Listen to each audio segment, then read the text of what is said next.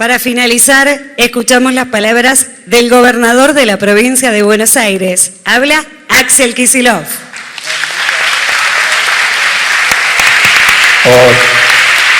Bueno, buenas tardes a todos y a todas. Varias cosas. Primero, agradecerle a la universidad, a su rector, por recibirnos de nuevo. También acompañados por la intendenta Mayra Mendoza, una compañera. Estuvimos antes de esto haciendo algo que más allá de cómo caractericemos esta charla, nos llenó de alegría y de orgullo, que es que estuvimos distribuyendo escrituras en Quilmes a gente que hacía 10, 20, 30, 40, 50 años no las tenía. Eso me hizo sentir que los economistas podemos ser útiles, así que quería agradecerle a Mayra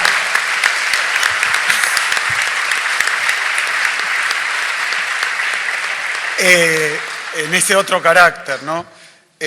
Luego agradecer por la invitación a la Universidad de Quilmes. Fui durante, yo no me acuerdo cuánto, ni por cuánto tiempo, fui docente acá en Quilmes. No me acuerdo los años, pero 4 o 5 años habré sido docente. Hay acá algunos exalumnos míos de aquella época. Uno es Carly, por supuesto. Y varios más, sí, veo por ahí varios más. Sin anteojos veo hasta la primera fila y más o menos, así que supongamos que varios más.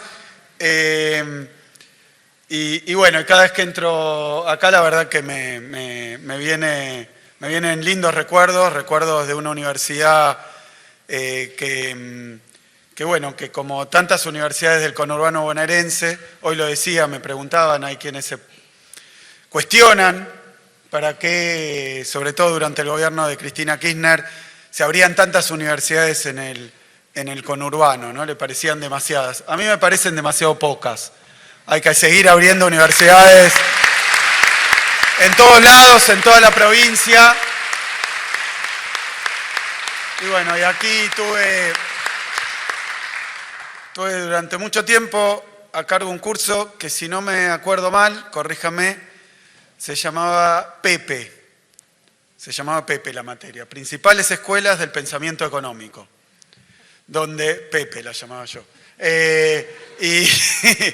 Y en parte hacía algo del recorrido que acaba de hacer Rafael sobre diferentes doctrinas económicas.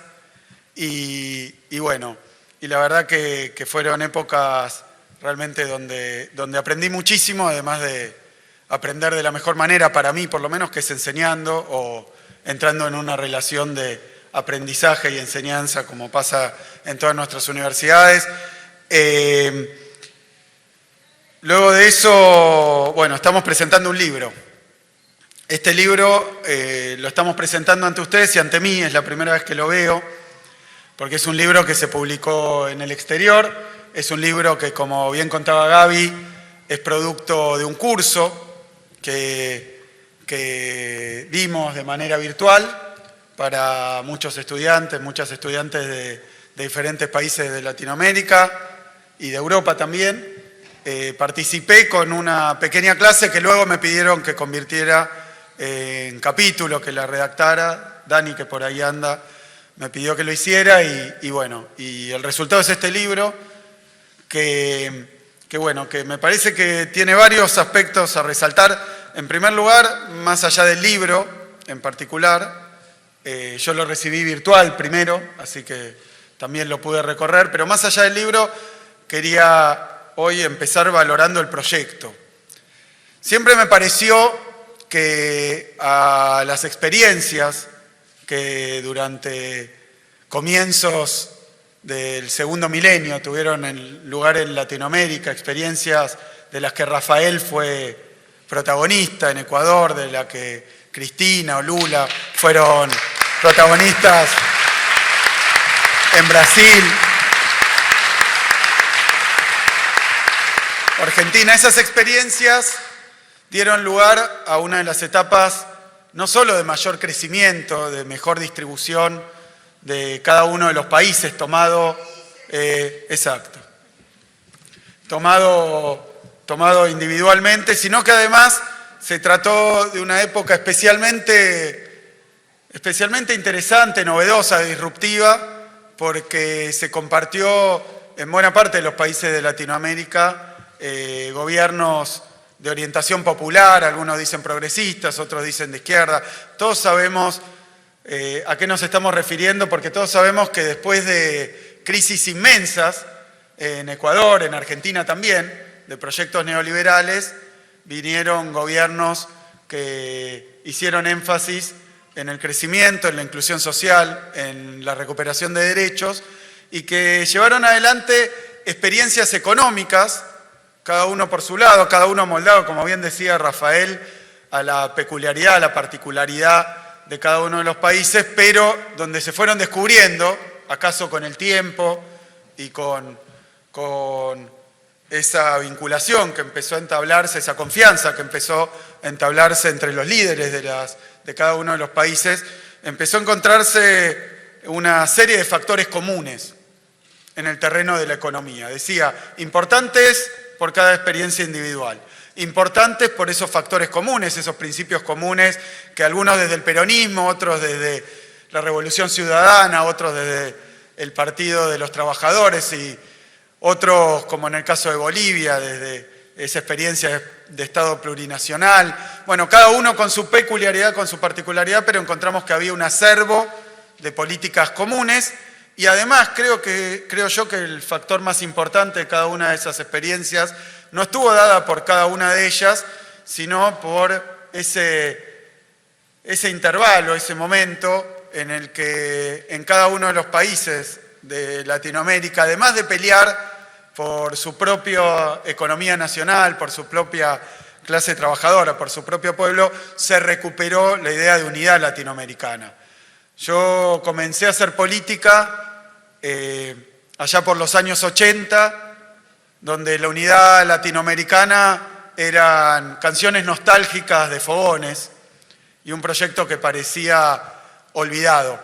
Y sin embargo, tal vez de manera inesperada hasta para los propios protagonistas, se puso en marcha un proceso que demostró que no hay forma de desarrollar cada uno de nuestros países sin integrarlo de manera regional. Sin la unidad latinoamericana no hay salvación para los países. Pero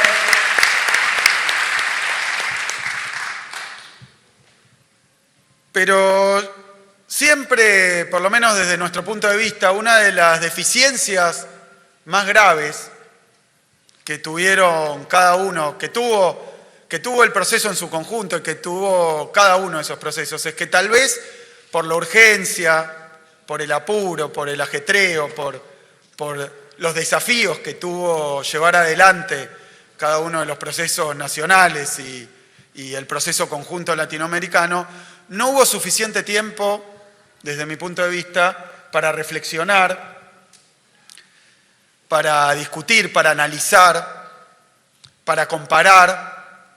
Y me animo a decir un poco más porque, tomando lo que comentaba Rafael de esta, porque voy a hablar un poco también de Raúl Prebisch, un economista latinoamericano y argentino que comparto con vos, comparto esa frase arriesgada que dijiste, pero que la comparto plenamente, que es que probablemente el economista latinoamericano que haya contribuido de una manera más definida a la historia del pensamiento económico universal, creo que uno de los pocos y seguro el que más, el que dejó una huella más profunda porque creó una escuela de pensamiento, pero lo que quiero decir es que no tuvimos tal vez tiempo, no nos dimos los espacios, tal vez los que podían hacer parte de ese trabajo, como Rafael, además de gran presidente, un brillante economista, pero que se dedicó a ser presidente, nada más ni nada menos que de un país y llevar adelante esas batallas, pero no tuvimos oportunidad de reflexionar lo suficiente sobre lo que se estaba haciendo y en particular no tuvimos tiempo de elaborar, de plantearnos siquiera, elaborar una teoría económica, lo digo en el terreno de la economía para quedarme ahí, pero es mucho más que esto, una teoría económica particular correspondiente a lo que se hizo y a los resultados que tuvo. Es decir, que creo que lamentablemente se llevaron adelante cada uno de esos tramos de la historia y, como siempre ocurre, la discusión, el análisis, la narrativa la escribieron otros.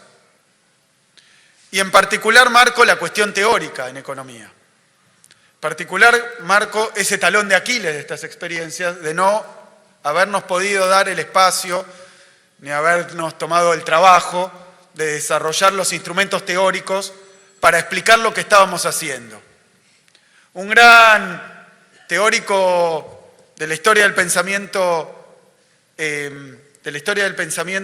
económico decía que no, más que económico, de la historia del pensamiento en general, filosófico debería decir, pero decía que la teoría, que la ciencia, nace post festum. Es decir, decía, la metáfora era que el búho de Minerva, digamos, que el conocimiento alza su vuelo en el crepúsculo. Es decir, después de que se producen los acontecimientos, se comprende o se empieza a comprender qué es lo que pasó y de qué se trataba. Así que quiero, primero que nada, valorar y poner en perspectiva a Ideal, a esta empresa empresa en el sentido de proyecto que han puesto en marcha, que permite reflexionar sobre diferentes aspectos de la economía contemporánea, de la economía latinoamericana, mirando hoy en perspectiva histórica lo que se hizo en nuestro continente. Me parece fundamental. Creo que corremos un riesgo enorme, inmenso, grandísimo, si no somos capaces de elaborar los instrumentos, las armas teóricas para dar las discusiones y las batallas sobre lo que ocurrió. Porque, como observamos, esa historia hoy se está escribiendo. La historia de lo que pasó en aquellos años en Latinoamérica hoy se está escribiendo, y yo creo que no la estamos escribiendo nosotros, no la está escribiendo el campo popular. Y entonces estamos permanentemente enfrascados en debates y, por decir así, a la defensiva con aquellos que hasta cuestionan los datos duros, porque se trató de la etapa de mayor crecimiento y de un crecimiento más inclusivo del que haya memoria en nuestro continente, y sin embargo, hasta eso está en disputa. Así que creo que es oportuno, que es necesario y que es urgente seguir trabajando en esa línea. Así que agradezco, obviamente sé que lo hacen en condiciones tremendamente desfavorables, porque lo hacen muchos de ustedes en situaciones de persecución, de exilio, y sé que lo hacen también en situaciones que, gracias a los amigos mexicanos, consiguen ser un poco más llevaderas, pero así todo en condiciones muy, muy desfavorables. Así que quería agradecer desde Argentina hoy, que estamos de nuevo inmersos en una experiencia de gobierno, y por eso con los tiempos limitados y la capacidad de discusión, de reflexión, de escribir, también limitada, quería agradecerles a ustedes que lleven adelante esta tarea. Así que, en primer lugar, gracias.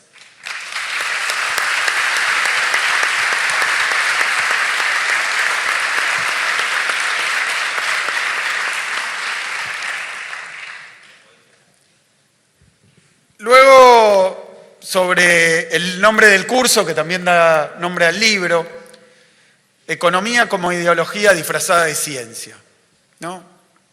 Obviamente, y para no ponernos demasiado conceptuales, ni demasiado epistemológicos, ni demasiado filosóficos, ni nada parecido, lo que quiero decir es que la discusión sobre el carácter científico de las ciencias sociales no es patrimonio de quienes somos críticos de las teorías dominantes, ¿no? O no es patrimonio exclusivo. La verdad que el carácter científico de las ciencias sociales en general y de la economía está permanentemente en disputa, y desde el origen de todas las ciencias sociales, entre ellas la economía. Probablemente la economía es la que, entre las ciencias sociales, la que con más indiferencia y desparpajo descartó este debate. Se considera a sí mismo el economista ortodoxo, el economista neoliberal, se considera casi un científico natural. Consideran a la economía una suerte de ciencia exacta, lo cual está reñido con, diría, hasta con el buen gusto, ¿no? Pero me animo a decir que es una posición de una soberbia espantosa, entre otras cosas, porque se consideran poseedores y predicadores de una verdad absoluta, terminada, acabada, perfecta, y como quien enseñara matemáticas, álgebra o análisis matemático, ¿no? Y enseñan teorías económicas que para colmo periódicamente caen en desgracia, dentro de la propia ortodoxia. Lo que vos narrabas, Rafael, por eso digo que a veces uno queda perplejo ante esta forma de comprenderse a sí mismo de los economistas, como quien tiene la verdad absoluta, queda perplejo porque sabemos que esa teoría que está enseñando probablemente se derrumbe como un castillo de naipes en la próxima crisis económica que lo desmienta. La economía oficial tiene, entre las profesiones de fe más arraigadas, es la de negar la posibilidad de la crisis. La economía ortodoxa trabaja de negar que el sistema tenga ningún problema, tal cual es. Entonces, cada vez que se cae en una crisis, esto se resuelve de una manera muy desprolija.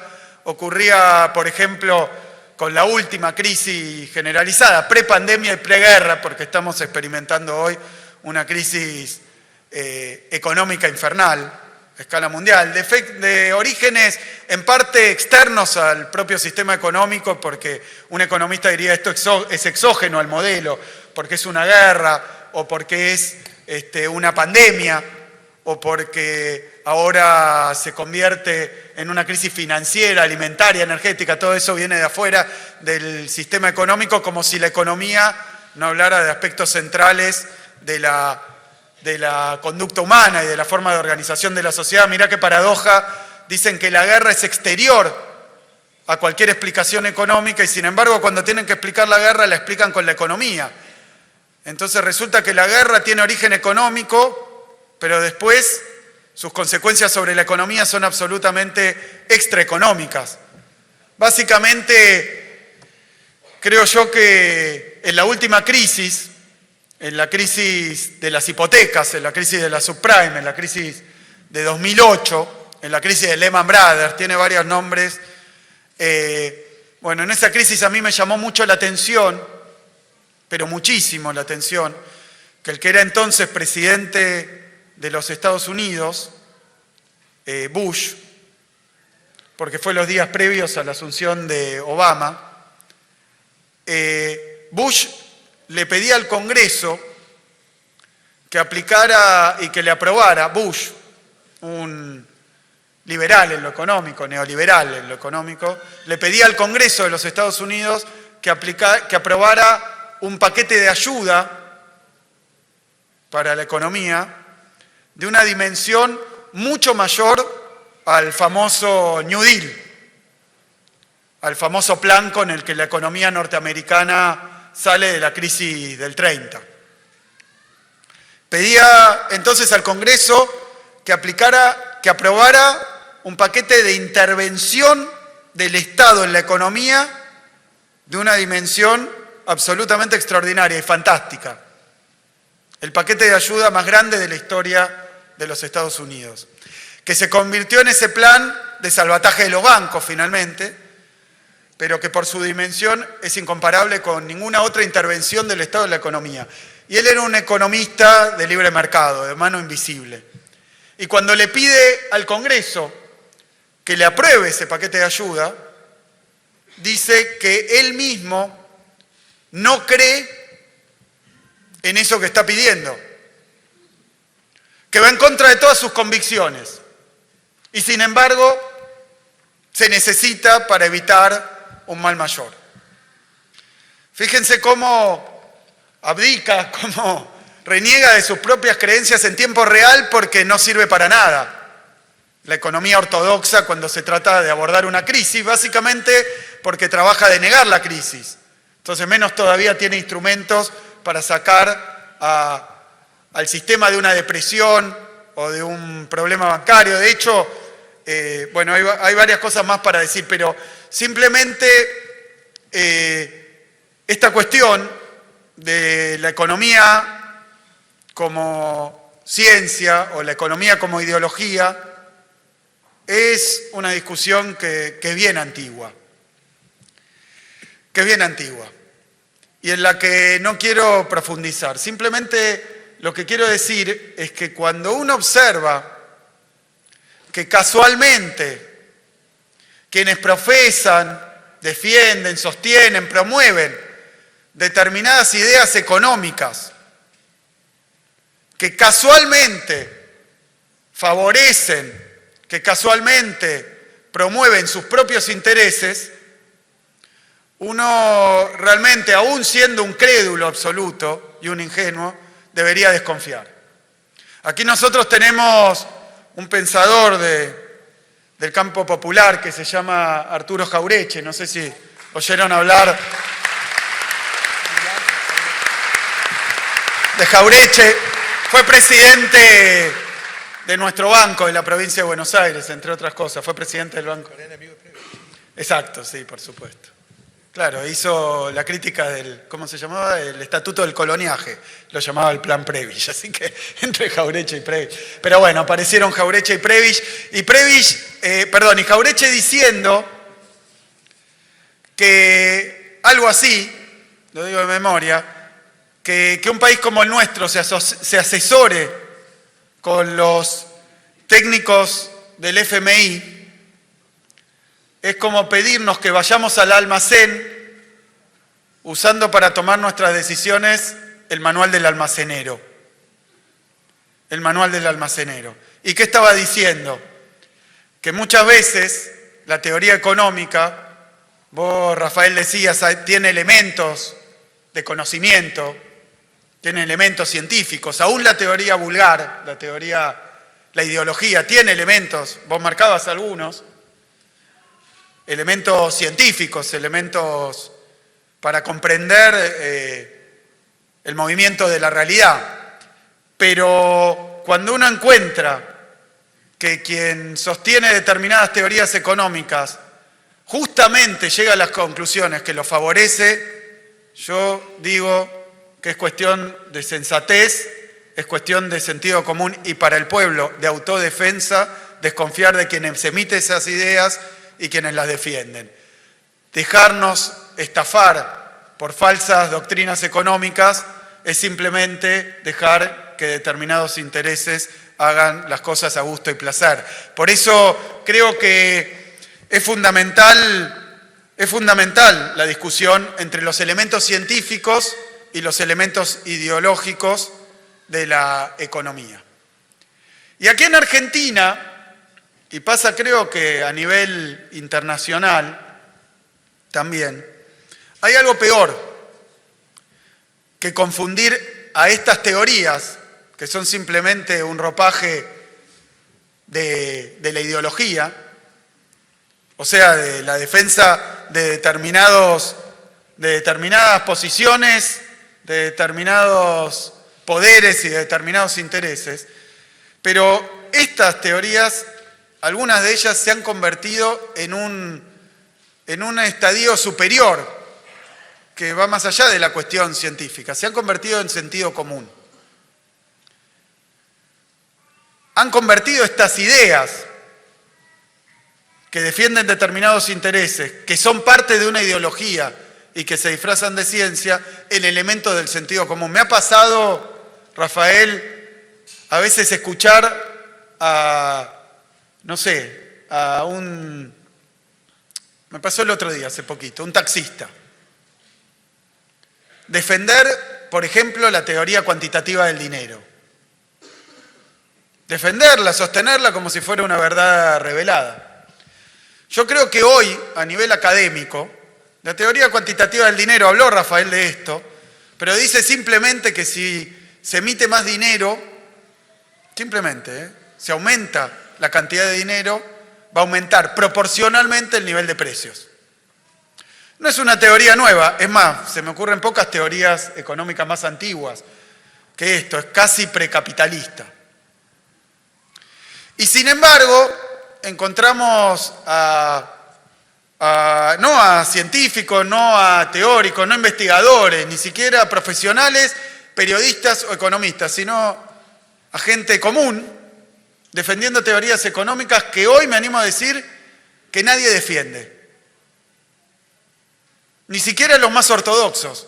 Es una teoría que está cuestionada y que nadie en la academia estaría dispuesto a defender de esta manera tan mecánica, tan simplificada y tan falsa.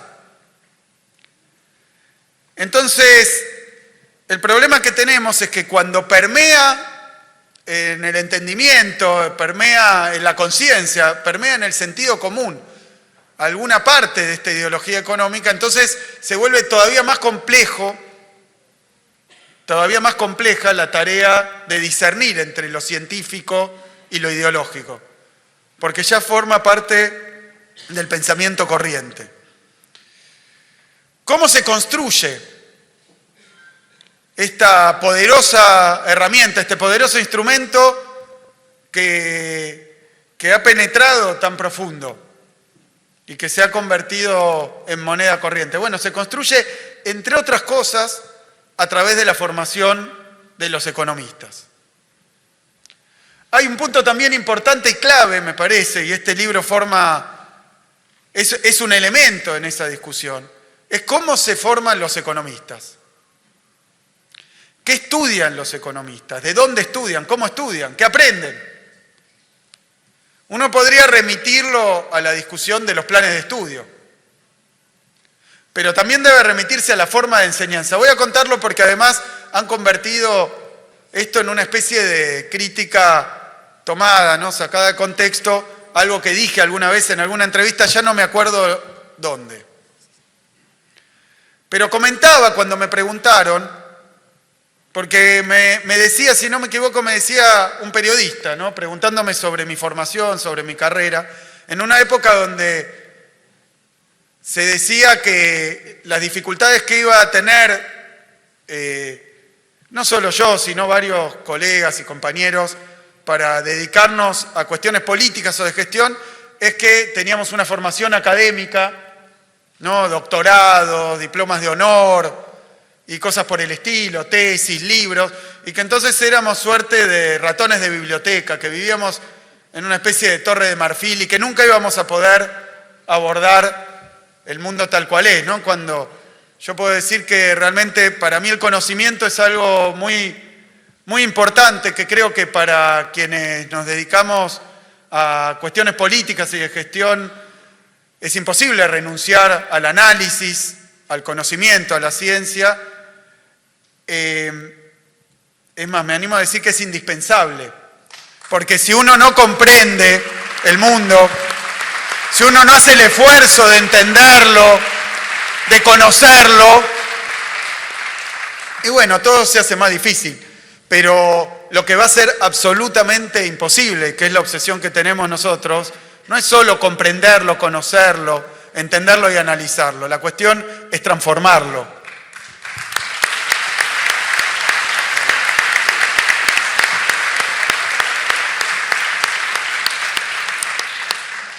Y entonces me preguntaron sobre mi formación en economía y yo dije que me recibí sin leer ningún libro.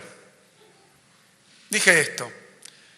Y lo tomaron después para decir, ven, el tipo es un inculto, además sacó diploma de honor, así que la UBA, la universidad pública, es un desastre, porque un tipo que no leyó ningún libro lo premiaron incluso, y se sacó muy buenas notas y no leyó ningún libro, o sea que parece que no se entendía qué pasaba.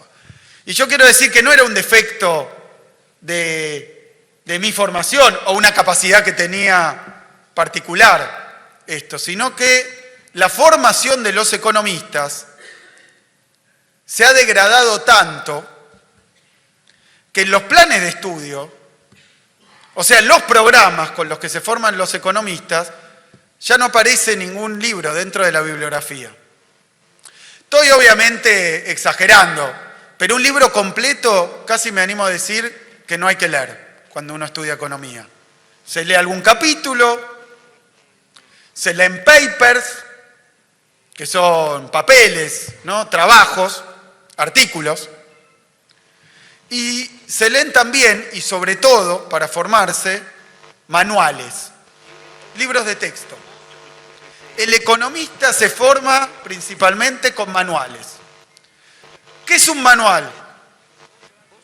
¿Qué es un libro de texto en economía? Es una elaboración semipedagógica, un poco científica, también es un negocio editorial, con el que a través de los distintos años se van poniendo de moda diferentes manuales y se enseña a través de un manual, el manual de microeconomía, de macroeconomía, el manual de econometría, el manual. Sí, se estudia con manuales. ¿Qué son los manuales, digo yo? Los manuales son papilla premasticada. Es una elaboración de alguien acerca de cómo deben entender y aprender la economía quienes la estudian. ¿Y de dónde vienen los manuales? De los países centrales. El libro de texto que se usa muchas veces para enseñar economía en nuestras universidades es el que está de moda en Estados Unidos o en algún país europeo, que se traduce y se vende a los estudiantes para que estudien a partir de ese libro de texto. Con lo cual, el conocimiento, la ciencia, o lo que hay de ciencia dentro de la enseñanza y formación de la economía, se aprende a través de estos instrumentos de enseñanza, donde, repito, y lo digo de nuevo, uno puede recibirse sin leer ningún libro.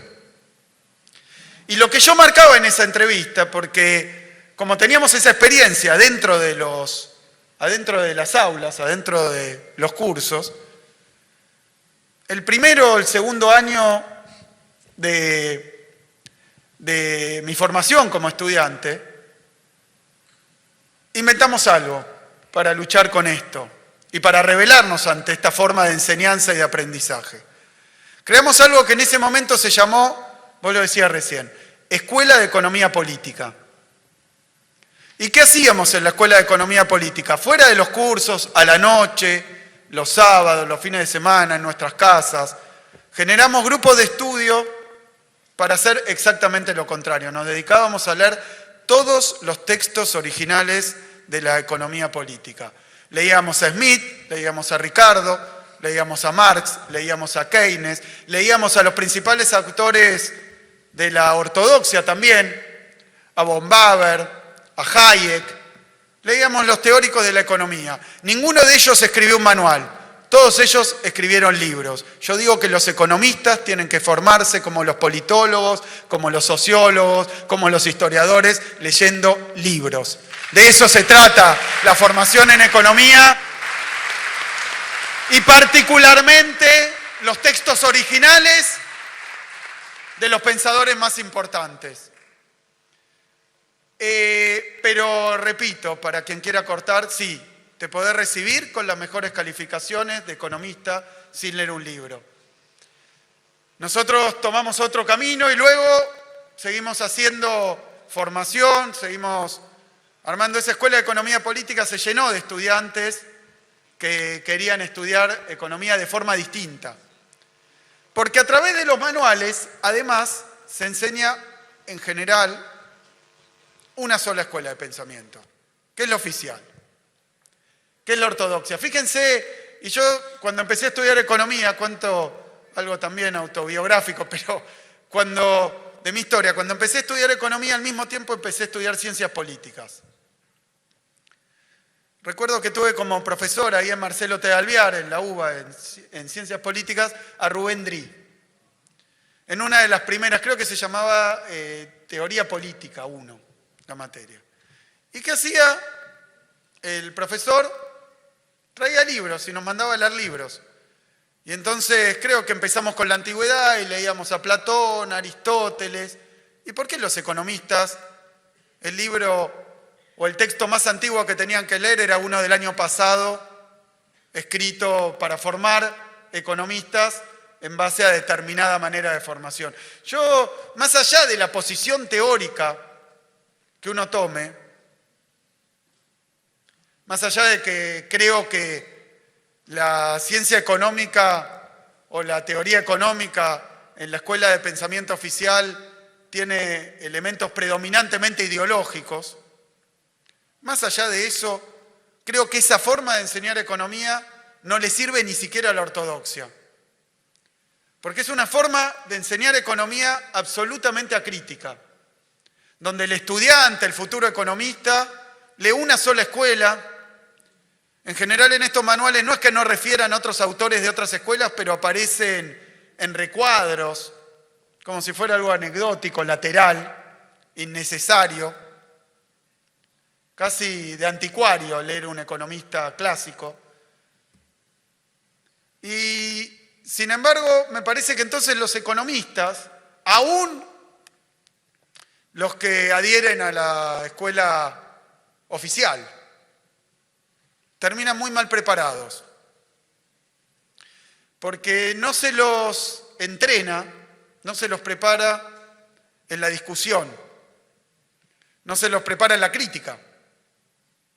Se estudia un manual y muchas veces los exámenes se tratan de reproducir lo que ese manual dice o lo que ese manual plantea como un problema. Le veo muchísima más potencia, le veo muchísimo más interés, le veo muchísima más profundidad a que los economistas se formen leyendo a los autores más importantes, no de otro planeta o de otra disciplina, de la economía. ¿Cómo un economista no va a haber leído La riqueza de las naciones? ¿Cómo un economista no va a haber leído Los principios de economía de Ricardo? ¿Cómo un economista no va a haber leído nunca, aún para aborrecerlo y criticarlo, El Capital de Marx? ¿Cómo un economista no va a haber leído Los principios de Marshall? ¿Cómo un economista no va a haber leído ni siquiera los autores que le dieron lugar a la propia escuela que termina profesando sin saberlo porque cree que es la única teoría económica posible? No hay nada más ciego que pensar que hay una sola escuela en el pensamiento económico. No hay nada más miope e inconducente, porque después terminan reproduciendo ideas que ni siquiera saben de dónde vienen ni cómo se defienden en los debates conceptuales. Por eso me parece que hay un problema central que está planteado en este texto acerca de cómo se forman los economistas, cómo se aprende la economía. Y de nuevo, yo no quiero decir que se enseñe en las escuelas de pensamiento con las que yo comulgo exclusivamente. Me parecería, de nuevo, absolutamente inconducente enseñar una sola escuela de pensamiento, aun si fuera la que para mí es la más científica o la más útil o la más cierta. Lo único que digo es que los economistas no se pueden formar más leyendo y siendo por un solo camino y conociendo una sola verdad. Porque no es así. Ni siquiera lo es dentro de la propia ortodoxia. Ni siquiera es dentro de la propia ortodoxia. Y luego termina convirtiéndose en religión. Porque también por el hecho de que al no tener, y no estoy diciendo, por supuesto que hay excepciones, por supuesto que no todos, ni siquiera quienes son neoliberales, neoclásicos, adoptan este solo camino, pero tal vez por haber conocido una sola expresión de la teoría económica, después no les queda otra que defenderla y aferrarse a eso, por el vértigo de pensar que sin eso se quedan sin nada. Ahí está el valor del libro. Y ahí está una tarea que es una tarea profundamente política de nuestra época. Hay un lujo que no nos podemos dar, que es no dar estas discusiones, que es no dar los debates, que no discutir a fondo con los que piensan distinto. Es una cuestión que ni siquiera tiene que ver con nuestra forma de pensamiento, tiene que ver con el pensamiento en sí, tiene que ver con el pluralismo teórico, tiene que ver con la democracia. Entonces, me parece que la tarea que se han planteado de discutir esos fundamentos económicos, la tarea que se han planteado que es discutir ese pensamiento único en economía, que ha sido tan nocivo para Latinoamérica, tan erróneo y también tan dañino, me parece que es central, es una tarea del presente, es una tarea irrenunciable e impostergable. Decía Rafael, porque aquí en este artículo desarrollo algo de lo que habló Rafael, pero que tiene suprema actualidad. No se puede exagerar la actualidad que tiene hoy en la Argentina. Hoy escuchamos de nuevo a quienes son nuestra oposición aferrarse a esas recetas económicas tantas veces fracasadas. Uno podría decir que si se van a aferrar a las ideas neoliberales, cuando las consecuencias de esas ideas están distantes en el tiempo, tal vez de tiempos remotos, o hay que ir a dar largas estadísticas, pero no es así. Hace pocos años, en Argentina, Macri llevó adelante el manual neoliberal que a mí me enseñaron en mi facultad, con las políticas que a mí me enseñaron que iban a funcionar muy bien, lo aplicó a rajatabla. Lo aplicó en condiciones más propicias imposibles. Lo aplicó con el apoyo de los poderes económicos locales y extranjeros. Lo aplicó con acceso prácticamente ilimitado al financiamiento internacional, al crédito internacional. Lo aplicó con el apoyo de los medios de comunicación locales y muchos de ellos extranjeros. Lo aplicó gobernando esta provincia, la ciudad de Buenos Aires y el gobierno nacional, primera vez que ocurrió en la historia, es decir, concentrando muchísimo poder, muchísimos recursos, apoyo de todos lados, apoyo de fuerzas empresariales, de economistas y analistas extranjeros, de consultores, con todo ese apoyo. Y lo llevó a uno de los fracasos económicos más tremendos y rotundos de los que tengamos memoria. Llama la atención, porque veíamos en el libro que acaba de publicar el propio Macri, pero lo vemos en los discursos de Patricia Bullrich, lo vemos además repetido y reproducido bajo amenaza de sanción interna a quien no diga que lo que hay que hacer es lo mismo que hicieron cuando gobernaron entre el 16 y el 19, pero más rápido y más profundo. Y ya empezaron a decir, ¿de qué se trata? Bueno, de lo que vos discutías ahí sobre el mercado de trabajo. Plantean de nuevo una reforma laboral. Plantean una reforma previsional. Plantean, ¿de qué se trata la reforma laboral? Lo voy a decir claramente porque estaba en tu gráfico, bajar salarios.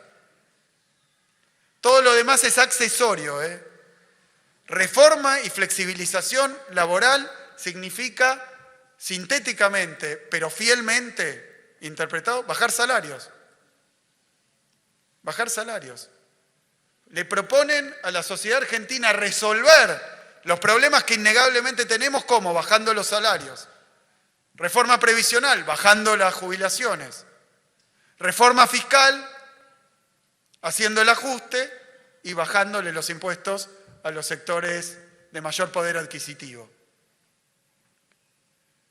Vienen con el manual del almacenero. Quieren bajarse los costos laborales, lo que ellos llaman costos laborales. Quieren bajarse los impuestos. Quieren sacar, en base a esa baja de impuestos, todo tipo de reconocimiento de derechos a los sectores populares. Vienen a hacer lo mismo de siempre y basados en las mismas teorías económicas de siempre. Lo veía el otro día a Domingo Cavallo en la tele.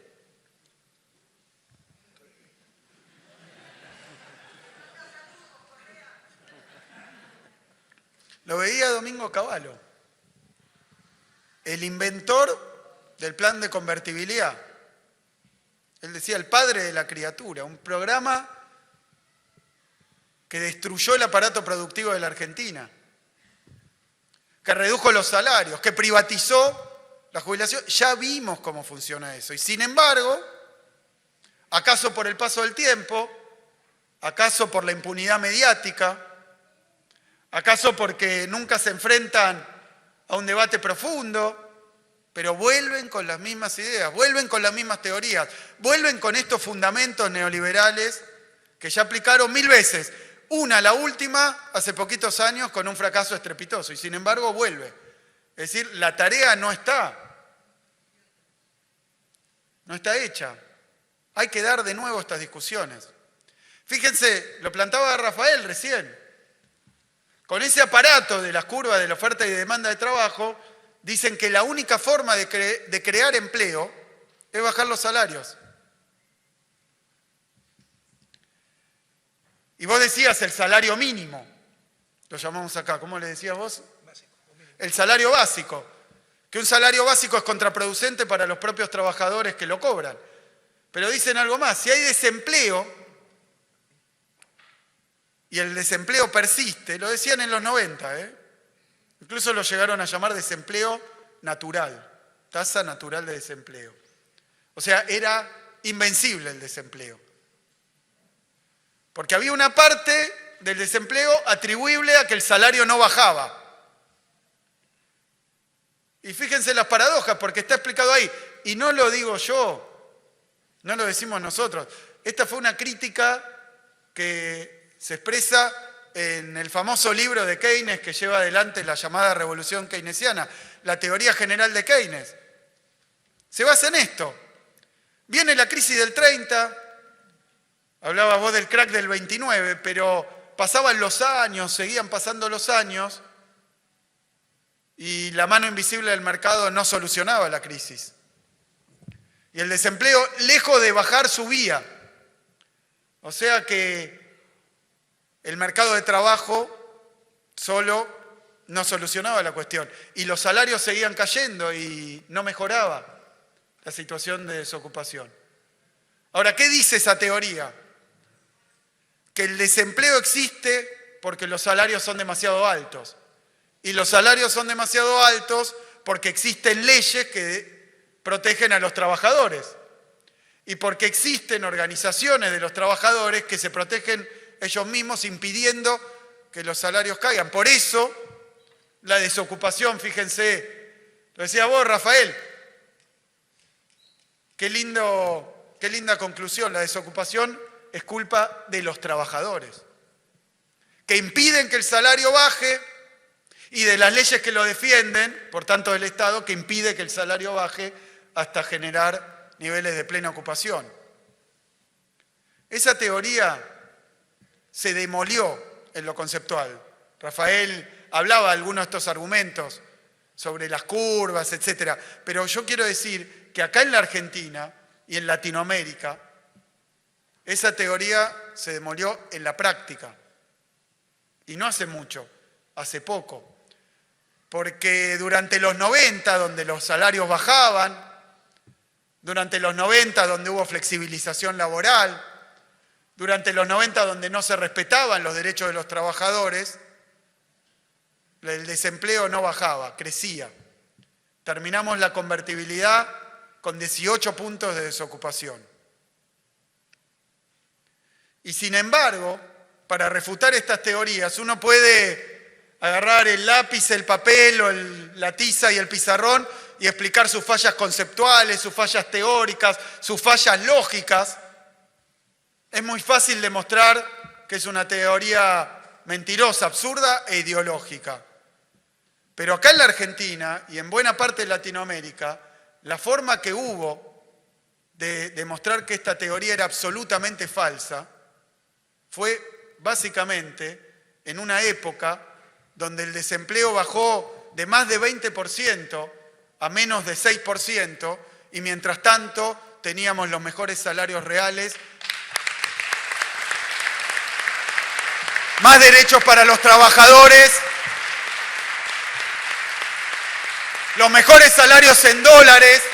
Es decir, que lo que se demostró es que la generación de empleo y la mejora de las condiciones laborales no son incompatibles. Y eso no lo demostró ni John Maynard Keynes, ni lo demostró ningún teórico. Lo demostraron en la Argentina Néstor y Cristina Kirchner.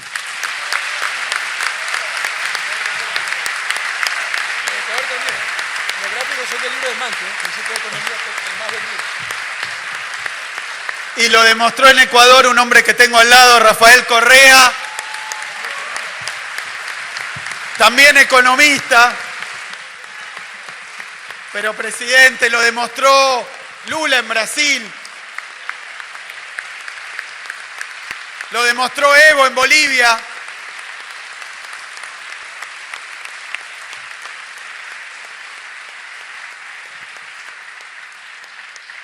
Así que bien, para no extendernos demasiado más, creo que es un proyecto, que este libro es parte de un proyecto. Es un proyecto de discusión conceptual, de discusión teórica, pero es un proyecto también que se proponga analizar, explicar, fundamentar, documentar las experiencias que se vivieron en muchos países de América Latina durante lo que nosotros llamamos la década ganada.